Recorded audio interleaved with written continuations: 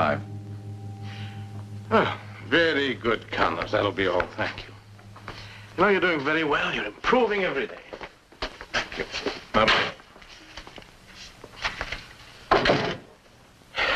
Now, progressive deterioration of motor and coordinative processes. A classic example of degeneration caused by lung confinement and congenital factors. Usual methods of treatment not indicated. Hopeless?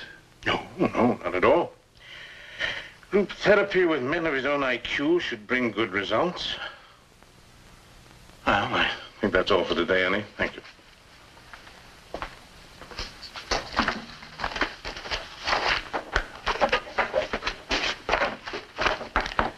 There you are, Doctor. Thank you, Annie. You know, I shall miss your invaluable assistance. In that case, I'll have the warden tear up my parole. What? And lose my prize? My prime achievement in rehabilitation? No, sir. You know, I'm very proud of you, Annie.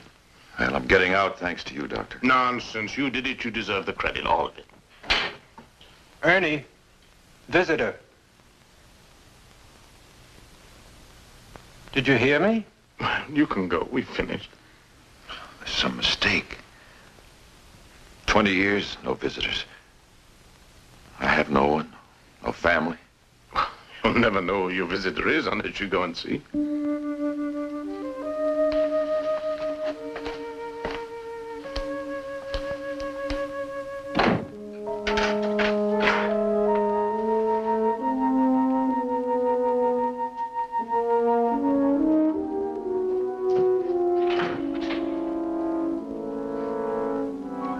You would look like an animal. Who are you? Ellis. Chuck Ellis. The man you shot was my father. I hear you're getting out on parole. You think you paid your debt, do you? You haven't begun to pay, Stone. It starts now. Now you'll pay in full.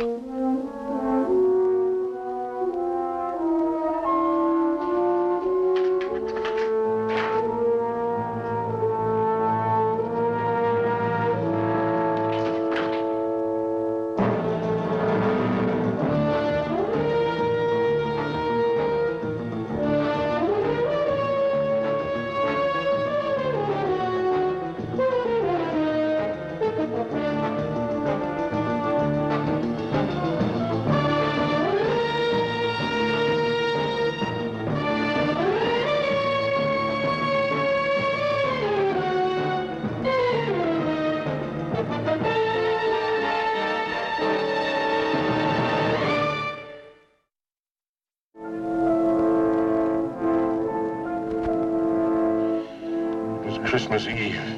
Annie was only 18 then. He and a companion were surprised in the robbery of a novelty store on Sutter Street. The owner, Ellis, grabbed a gun from his desk and killed Annie's companion. And he panicked, shot and wounded Ellis. The poor man spent 10 years in a wheelchair, paralyzed, before he died of tuberculosis. Now Chuck Ellis is out to avenge his father. Oh, I don't think that's anything more than a boyish threat.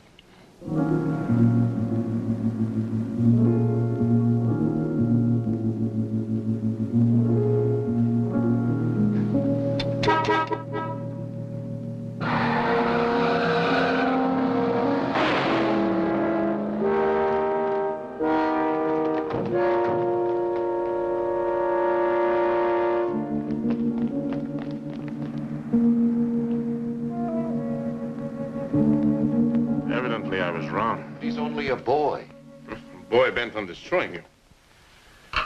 Don, you get a license number? No. Well, you were right there. Well, there were no license plates on the car. Oh. There. I may not qualify as a seamstress, but you'd have to look very closely to see those stitches. Are you sure Chuck Ellis is driving that car? No, No, I don't believe it was. He threatened to kill you, didn't he? Well, not exactly. He said I'd pay in full. That's clear enough, Ernie. There's no reason why you should get involved in my problems. Besides, I can't pay for your services anyway. That's all that's worrying you. We owe you a great deal. As a matter of fact, the shoe's on the other foot. I owe Chuck Ellis a great deal. You won't balance the books by being his clay pigeon. Now, why don't you let us handle it? No. No, please, let me do it my way. Ernie, I know how you feel. It's not just a matter of saving your life, but that boy's too. We've got to prevent him from doing something he'll regret as long as he lives. All right. All right, but please, I don't want him harmed in any way. Well, that's the switch. Prospective victim is more worried about the potential murderer than he is about himself. Now, tomorrow, you'll start a new life and a new job. I don't want you to think about anything else but that.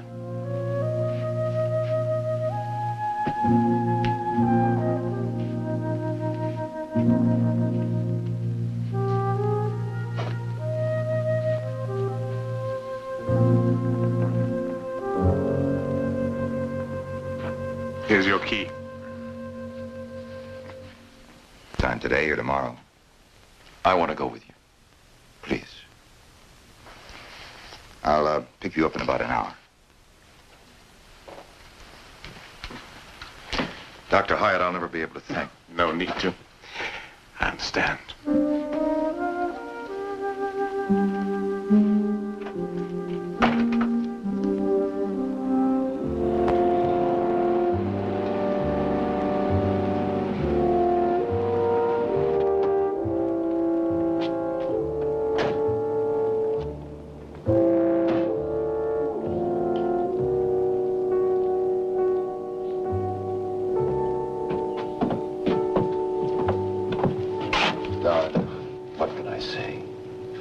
Anybody say? Please don't hurt Ernie Stone. He's a good man. He spent 20 years in prison. He's very sorry.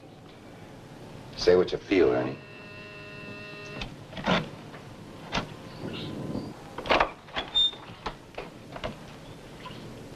We'd like to talk to you, Chuck. Oh, this is a friend of mine, Don Corey. Hello. I see you made it. No thanks to you. What are you, his bodyguard? May we come in?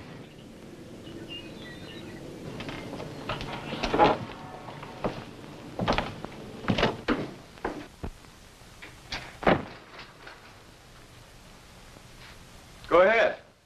Talk. Chuck, we came because I don't want what happened to me to happen to you. I'm not a cheap gun-toting heister like you. What about this morning? Well, what about this morning?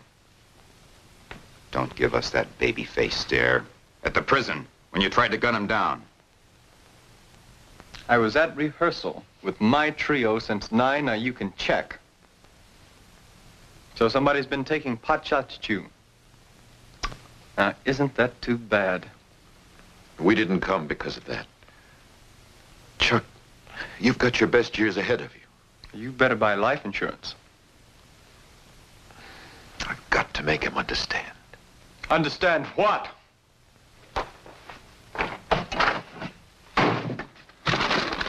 My father sat in this wheelchair for 10 years. And I watched him turn from a man into a vegetable. Do you understand that, Mr. Stone? Now take it easy. That Christmas Eve, my father came home from the store. He was tired.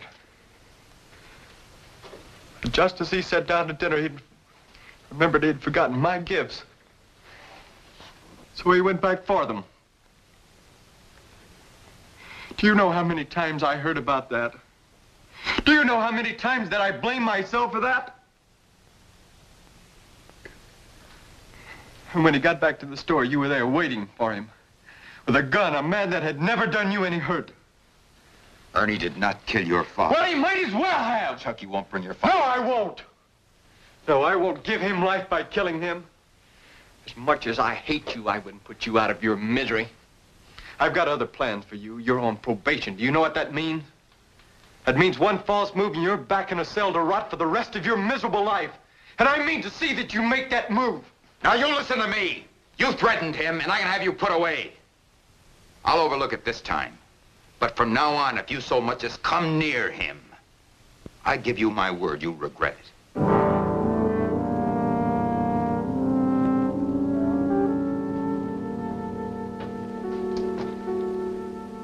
Chuck, I know what a cell means. You don't. Get out!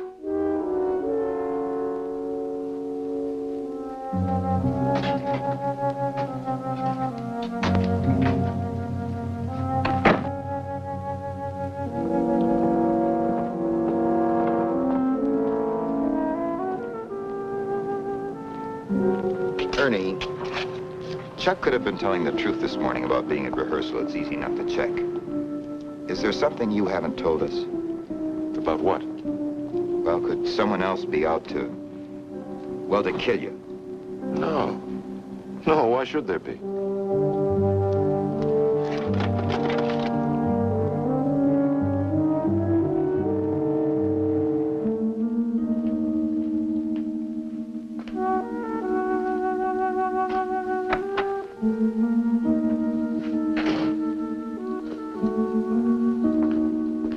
Ernie, don't you realize what time it is? 2 o'clock? I had no idea. Don't you get hungry? Later. Now. Go to lunch. I'm really not hungry. Go on. This can wait. I brought some sandwiches. You need something hot to eat. Come on, Ernie. Take a walk in the sunshine, relax, and enjoy yourself.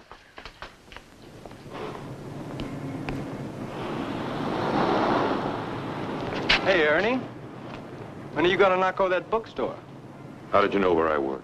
I know everything about you. Where you live, what time you get home, what time you leave the house. Everything.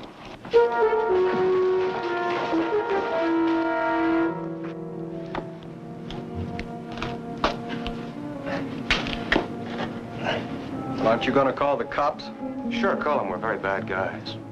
Go on, Ernie. We roughed you up. Call the police. What's the matter, Ernie? The fight gone out of you? So long. Well, goodbye, Max. Take care of that boy of yours.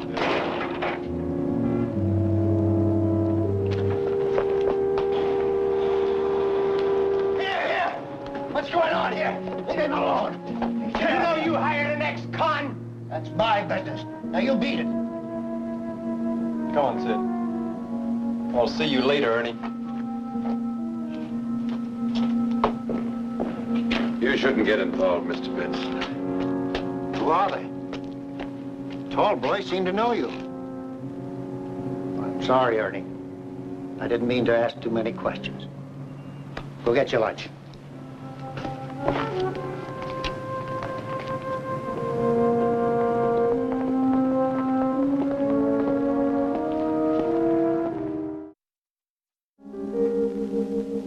Yes, Mr. Benson, I understand. No, you did the right thing. I'll talk to you about it later. Thank you. Goodbye. Chuck Ellison, a friend of his, jumped Ernie. Roughed him up a bit. Jed, I want you to check out Chuck's alibi. Get a minute-to-minute report on all of his activities the day Ernie was released. Okay. Also, any other information that might be useful to us, his habits, his friends, and so forth. Right. Carl, who was on the bench during Ernie's trial? Judge Whalen.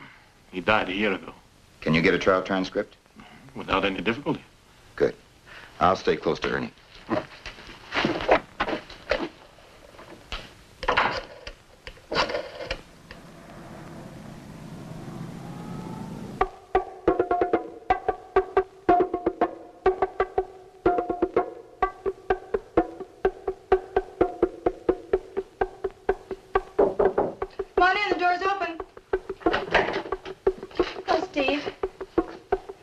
Mind if I talk to Drummer Boy alone, honey?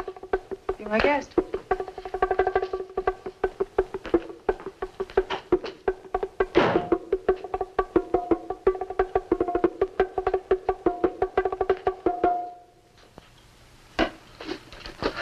Sid told me about today.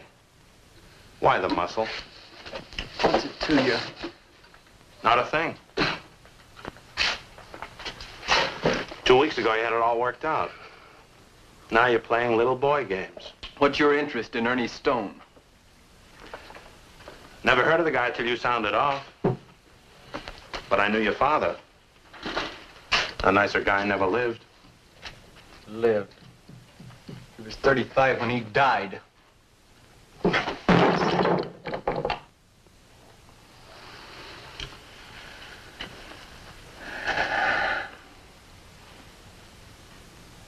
Take it. Your old man didn't flinch, did he? He had the guts to get one of them. You're his son. What do you get out of Ernie Stone being dead? There's no money in it. For kicks? Huh? You're doing this for kicks? Let's say I believe in old-fashioned justice. An eye for an eye.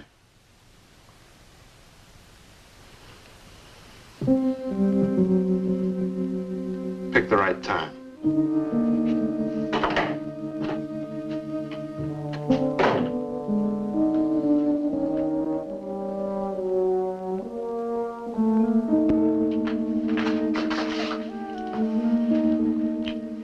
Where have you been? Busy. Keep after him. He's a bore. What do you want him for? He fell into my lap like the ripe plum, honey. So what? 2 weeks ago, I don't know him from Adam. He sounds off. I listen. So with a little persuasion here and just both folding money, you know what I want. Lock it up. Soon, huh? Okay.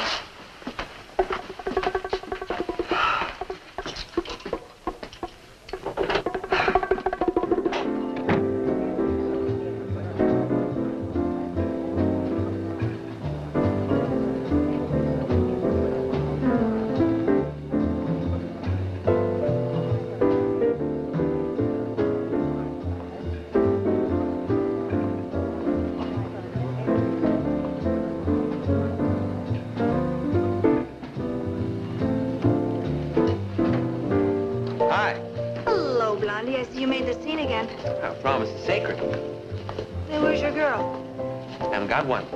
Oh, come on, Ed. Oh, it's a fact. Sad as it is. That can be changed. Anyone special in mind? Mm-hmm. Who? Well, why don't we just cut out of here and I'll show you. Forget that creep. Where'll I meet her? My place?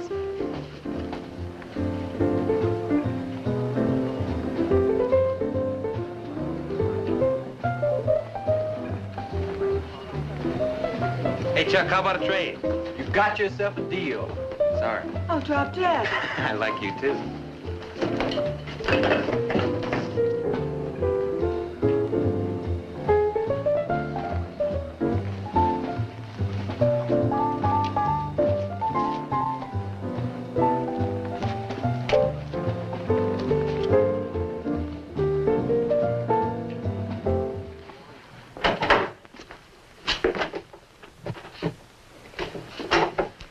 So, what's on your mind? I got a problem. Well, move over, chum. I need a gun. Well, any hot shop. That's not what I mean. I mean with a man behind it. A hired gun? Yeah. Well, why ask me? Well, you just don't waltz up to anybody and ask her. I thought we were friends. You got the wrong impression about me, chum. I beat the skins for a living, nothing else. Now, don't you have connections? Not those kind. Look, man, I'm in a jam. It's about time for my next set.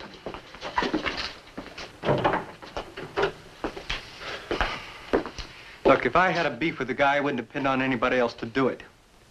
I'd make the scene myself. Hey, we gotta ask.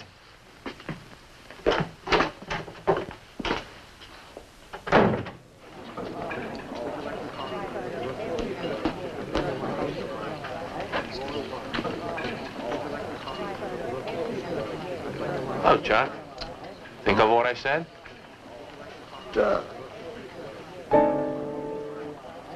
Excuse me. Mind if I join you? There are plenty of other tables. Don't be rude, Gloria. You a friend of Chuck's? Yeah. Sit down. Thank you.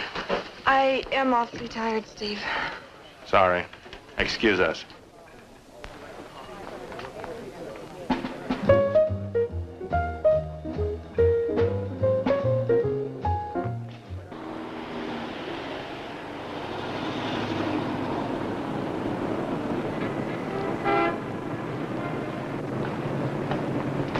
Say, hope you didn't think I was barging in. Not at all. We met before. No, I don't think so. Can I give you a lift somewhere? No, thanks. I have my car. Good night. Good night.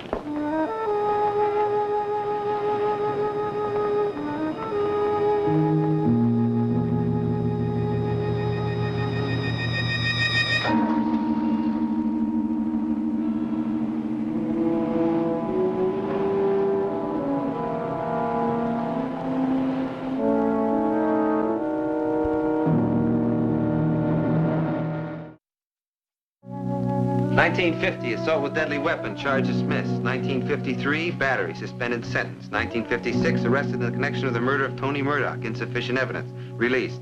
Well, it goes on, a list as long as my arm. Steve Krell, alias Sam Crane, alias Dan Crane. You say he's a friend of Chuck Ellis's. As Chuck would say, buddy. You know, Doctor, I hate to rub it in, but didn't you say Chuck was too immature to hire a killer? I did. Well, what about Krell? Well, consider this, Jed. If Chuck hired Krell, why hadn't he made use of his services? I was afraid you'd spring that one on me. I don't know the answer. Don? We've all jumped to the conclusion that Krell is associated with Chuck. Now, maybe he is, but maybe he's not. Yes, but there's nothing casual about the relationship, Don. And Gloria, well, I thought she was Chuck's girl. I was wrong. Oh, there's a link, I'll admit that. The answer lies in here. The trial transcript? Oh. Have you read it, Jed? Oh, several times. Did you find something I haven't? Carl, can you spare a few moments? I'd like you to meet somebody. Certainly. Didn't the robbery strike you as a bit strange? Strange? Not at all. No, from the testimony, I would have said it was very well planned. In fact, almost ingeniously. Well, if Ellis hadn't returned when he did... But there was no mention of a getaway car. Well, that's true, but not unusual. In spite of such careful planning, no car. No means of getting away from the store after the robbery. Do you think there was one? I don't know. I want to know why not. You know, the trial brought out something very interesting. Ellis had been robbed several times before and collected insurance. Collusion? Possibly. Yes, but in that case, he wouldn't have been shot. Let's forget about that for a minute, Jed. Ernie was only 18 years old at the time, and the other man, or I should say boy, was even younger, had no record. Ernie testified at the trial that this had been his first attempt at crime. And yet, you say, Carl, it was all so... meticulously planned, yes. The third man. And he would have said so. Maybe he had reason not to talk. Somewhere between the frequency of the robberies and the missing car lies the answer. Maybe we'll find out now.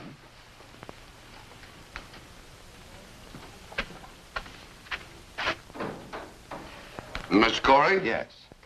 Thank you for coming, Sergeant Handler. Won't you come in? Thank you. This is Dr. Hyatt and Jed Sills. How do you do, sir? How are you? Nice to see you. Sergeant Handler of the police department. Retired. Mr. Corey, you said you wanted some information about the arrest of Ernie Stone. You realize that was 20 years ago. That's a long time. Yes, I know. Won't you sit down, Sergeant? Thank you. Your testimony in the trial said, I was on patrol duty at 8:30 and I heard 2 shots. Yes, I remember. Some things just sort of stick in your mind, and I guess this is one of them. Maybe because the boy was so young. Well, one man, Joe Brooks? That's right. Well, he was dead when I arrived. Stone was standing over Ellis. He'd been wounded. Well, I disarmed Stone without any trouble, searched him, and found $8,000 in his pockets. You know, a funny thing, he could have gotten away. But he was sort of glad to see me. You also testified that you heard a car in the alley. Well, I don't know. I put the handcuffs on Stone, thought I heard something, ran across the room to the window, and saw something move away. Well, it says here you didn't see a car. It said you only heard one. Well, is that so? Well, it was a peculiar trial. See, there were no witnesses except myself and the other patrolman, and no jury, and, of course, Stone pleaded guilty. Maybe it was just coincidence. Another vehicle or car happened to be passing through the alley at that moment. Well, anything further, gentlemen? No. Unless, of course... Well, in that case... Oh, one moment. I have a question. Do you recall if Ernie Stone had any relatives? Mother, father? The first day of the trial, I think... Mind I say I think. I think his mother came. It's a long time ago. I could be mistaken. Well, thank you, gentlemen. Thank you very much, Sergeant Handler. I thought you said he had no relatives, that he was an orphan. That's what Ernie said. The warden said that in all those long years of confinement, he did not have a single visitor or a piece of mail.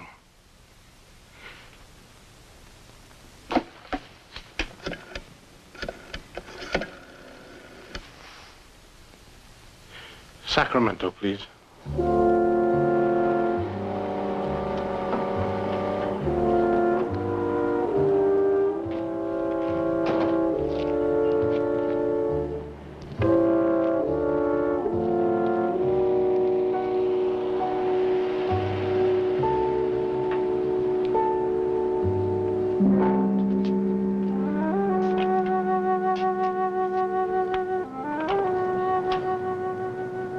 Yes?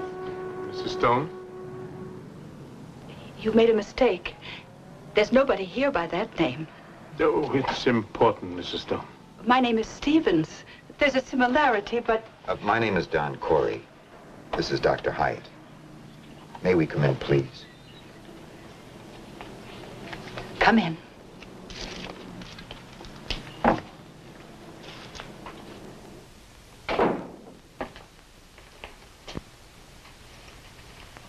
Gentlemen, please sit down.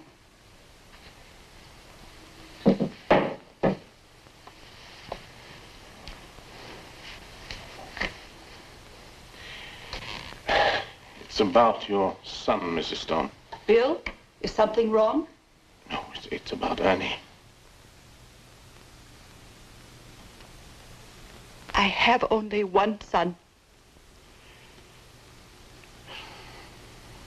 There's no need to pretend, Mrs. Stone. Ernie died 20 years ago. You can't be serious. I am. It hurt, but it had to be that way. Did Ernie send you?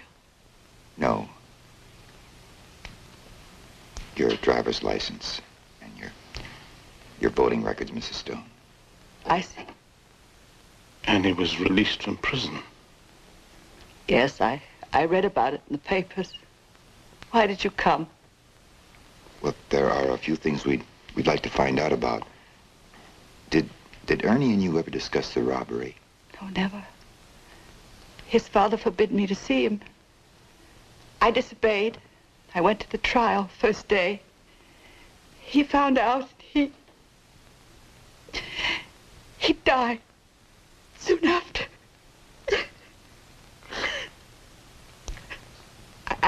I'm sorry. My husband and I, we were trimming the Christmas tree, and Bill, my other son, came home and told us that Ernie had been arrested. Your son Bill brought you the news? Yes. Do you recall what time it was, Mrs. Stone? I haven't forgotten a single thing about that night. It was 9 o'clock, Mr. Corey.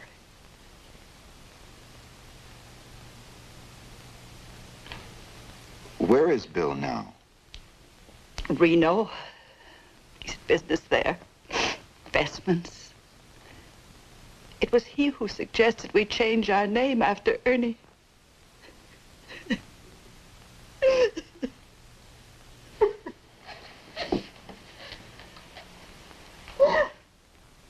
won't try to condone what Ernie did, Mrs. Stone, but you must remember two things.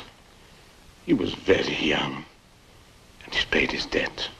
We weren't rich. We gave him everything we could afford. There was no need to. He's become a fine man, Mrs. Stone. I am sure you won't be ashamed of him now.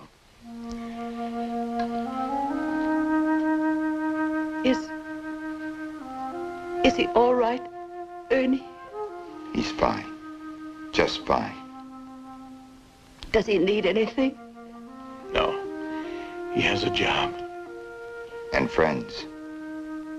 Bye, Mrs. Stone.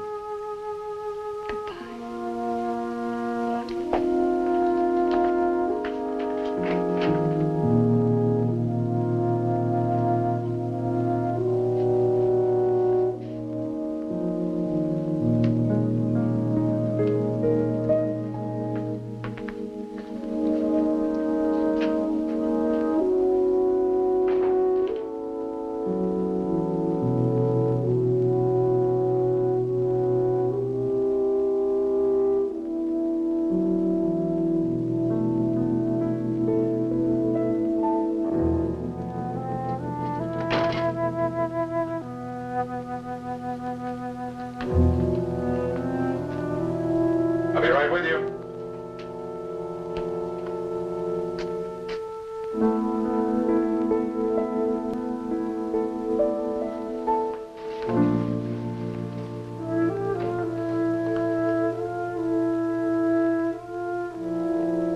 Mr. Benson, my mother. It's a pleasure. Mr. Benson? Ernie, you can use my office. Thank you.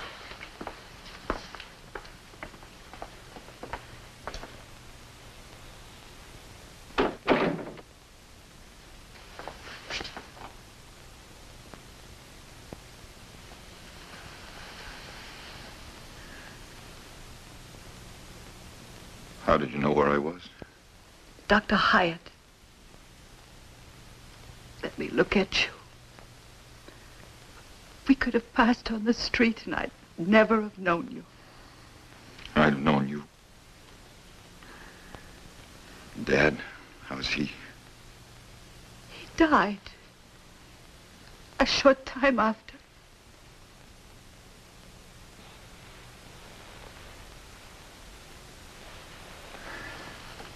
You shouldn't have come. It was better the other way. Better for whom? For you, Ernie? No. No, not for me. But certainly not for me. The years might have been easier to bear if I could have written to you or seen you. I should never have listened to Bill. Bill? He never forgave you, Ernie. Every time I mentioned your name, he'd... Oh, but he's been very good to me. Oh, Ernie. Ernie.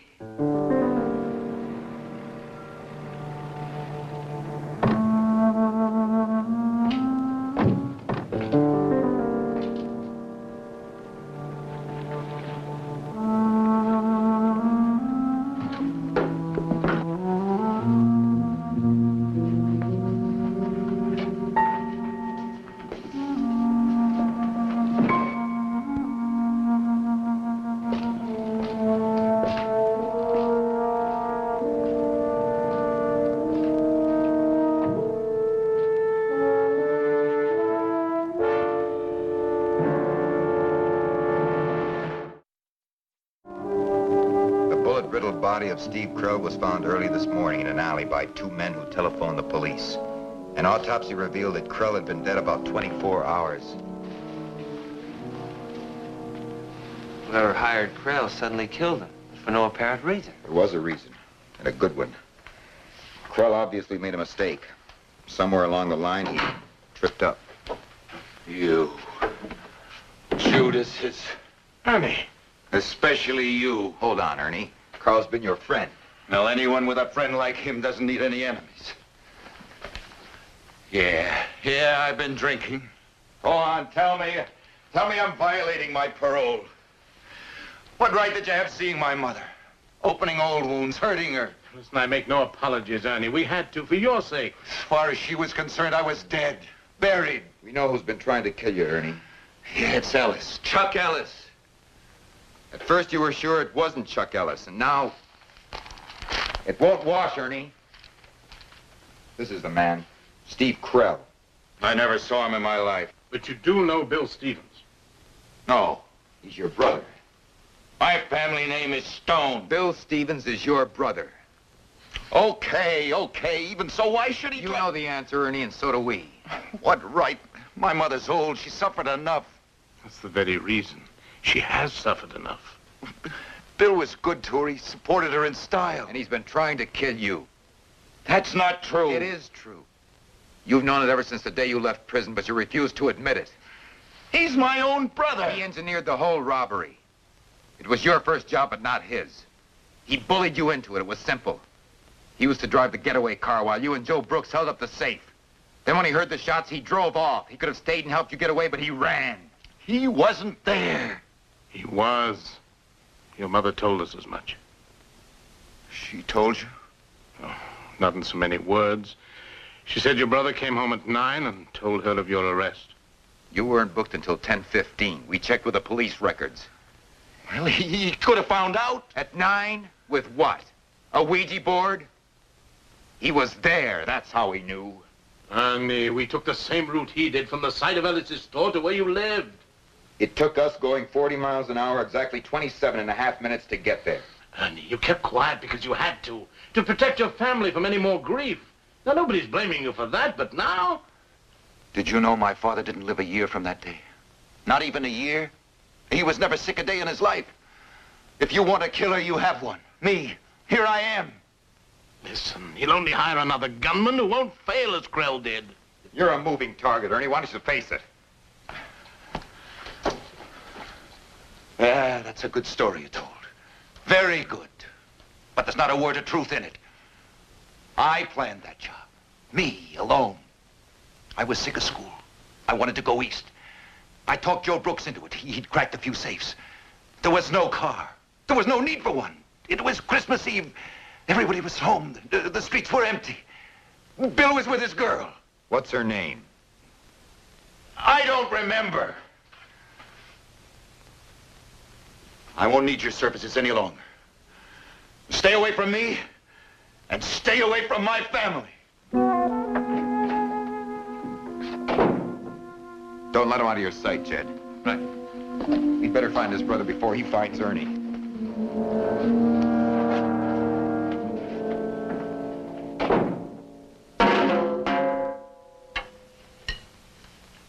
Hey, Chuck. I thought you'd be interested in seeing this. He was a friend of yours, wasn't he? Yeah.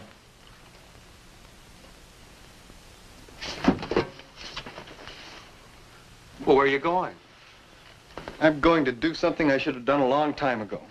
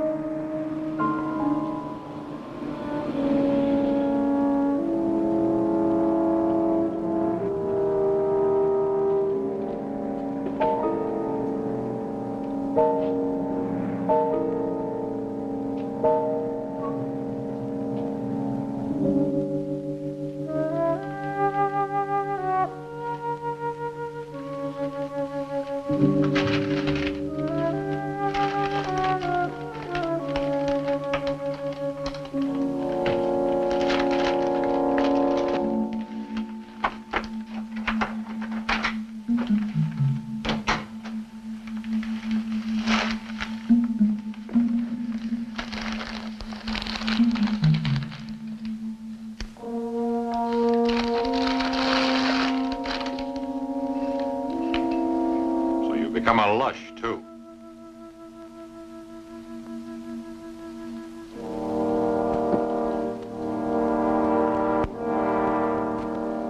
Bill, how did you get in? Fire escape. You've been a hard man to kill, Ernie. Why? I took a life sentence. I kept you out of it all these years. Why, Bill? Rot gut. I knew what you were up to in prison, Ernie. Every minute you were there, I knew. I got reports.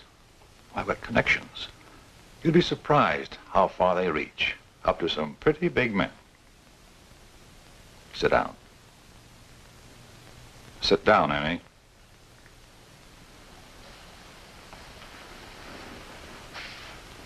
I didn't keep my mouth shut for your sake.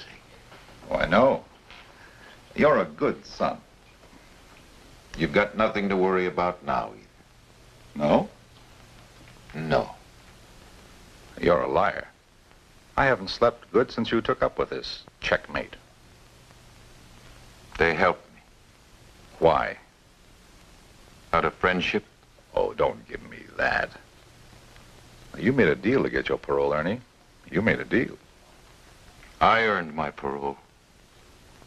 Since when do you earn anything in this world? You have to fight for what you get. Kill or buy it. I feel sorry for you. You made a deal. They got you this place and your job. Now, you see, Ernie, I know all about Checkmate. You knew I made money, plenty.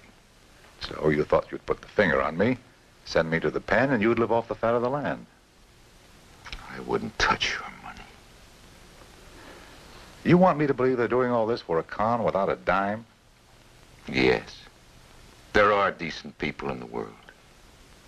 But you wouldn't know anything about that. Ernie, everybody's on the make. I learned that early. Oh, even the guy I hired to take care of you. Krell. Who? Oh, some cheap.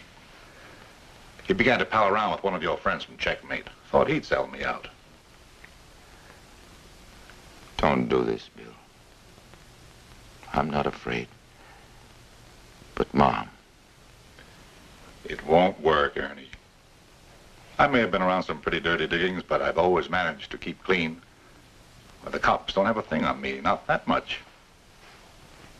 With you out of the way, your three friends will drop it and go about their business. And so will I, Ernie. So will I. No bad dreams, no worries.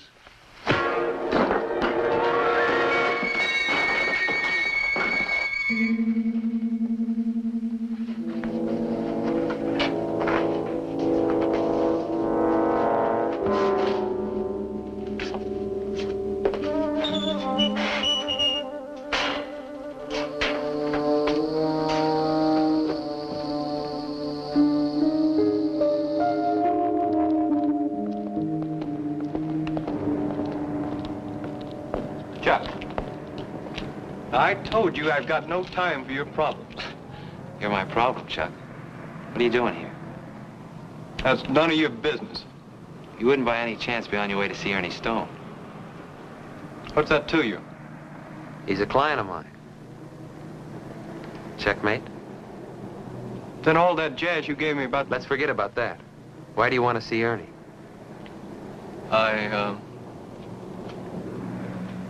I want to tell him that I'm sorry. That I'm going to get off his back and stay off. You on the level, Chuck? Yeah, I made a mistake. I want to tell him. Okay. I think he'll be glad to hear it.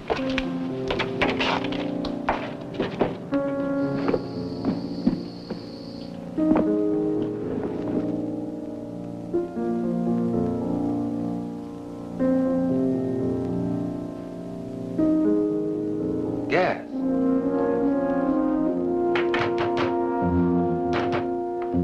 Come on, Mark.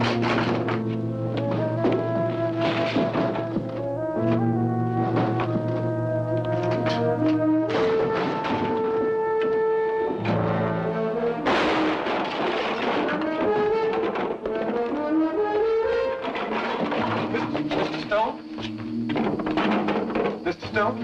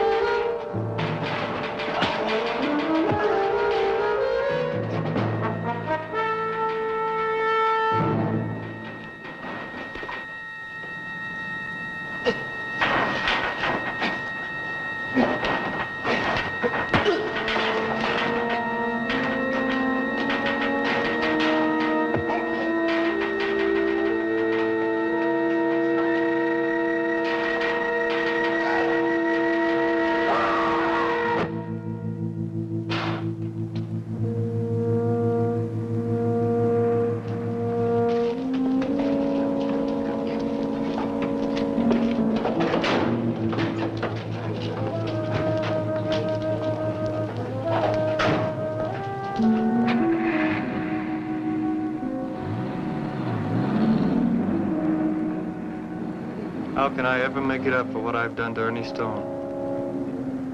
You already have, my boy.